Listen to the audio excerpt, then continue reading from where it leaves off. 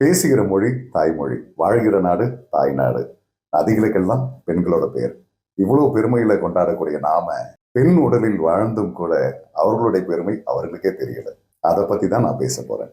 ஆதி காலத்துல இருந்தே பெண்களோட பெருமையை ஆண்கள் தான் பேசிட்டு இருக்காங்க. நானும் பெண்களோட பெருமையை பத்தி தான் பேச போறேன். வலிமையான ஆண்களை படைப்பதே பெண் தானே.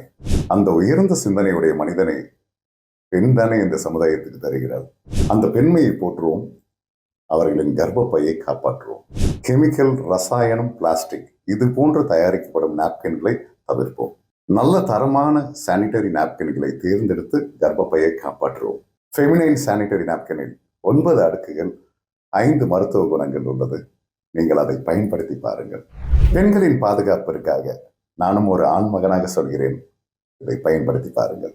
எனக்கும் கொஞ்சம் சமுதாயம் அக்கறை இருக்கிறது. நன்றி.